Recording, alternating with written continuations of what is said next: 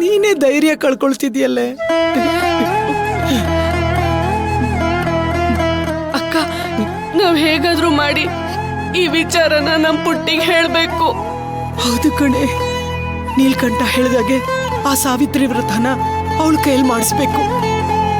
ರಾಜಿ, ನೀನ್ ಹೋಗಿ ಭಕ್ತಿಗೆ ವಿಷಯ ಹೇಳ್ತೀಯ? ಹೇಳ್ತೀನಿ ಅಕ್ಕ, ಪುಟ್ಟಿಗೆ ಹೇಳ್ತೀನಿ. ಆದ್ರೆ ಈ ವಿಚಾರ ನಿಮ್ಮ ಮೈದ್ನಂಗೆ ಗೊತ್ತಾಗ್ಬಾರ್ದು. ನಾನು ಎಲ್ಲಿಗೆ ಹೋದ್ರು, ಯಾರ ಜೊತೆ ಮಾತಾಡ್ತಿದ್ರು, ಪುಟ್ಟಿನ ನೋಡಕ್ ಹೋಗ್ತಿದ್ಯಾ, ಪುಟ್ಟಿ ಜೊತೆ ಮಾತಾಡ್ತಿದ್ಯಾ ಅಂತ ಅನುಮಾನ ಪಡ್ತಾರೆ. ಅದನ್ನ ನಾನು ನೋಡ್ಕೊಳ್ತೀನಿ ಕಡೆ. ನೀನ್ ಹೇಗಾದ್ರೂ ಮಾಡಿ ಭಕ್ತಿಗೆ ಈ ವಿಷಯ ತಿಳಿಸ್ಬಿಡೆ.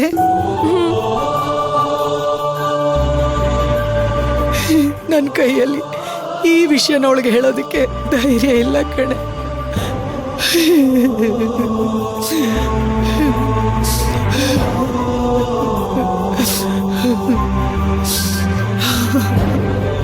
ಅಕ್ಕ, ಈಗ ನಾವು ಅಳೋ ಸಮಯ ಅಲ್ಲ.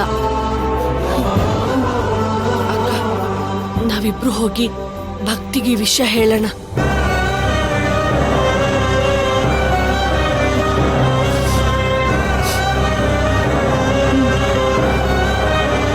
ನೀವು ಮುಂದೆ ಹೋಗಿರಿ, ನಾನು ಫೋನು ಬ್ಯಾಗು ತಗೊಂಡ್ ಬಂದ್ಬಿಡ್ತೀನಿ.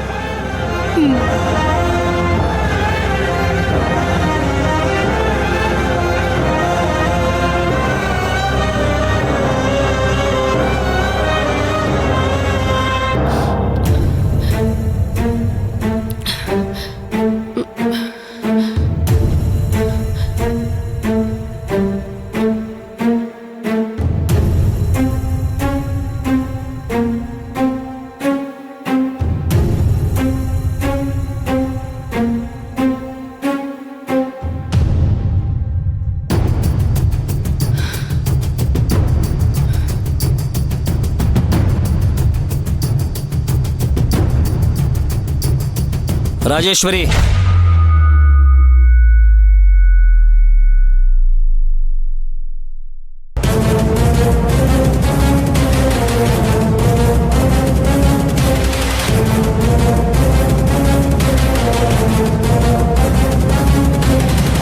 ಎಲ್ಗೋಗ್ತಿದೀಯಾ?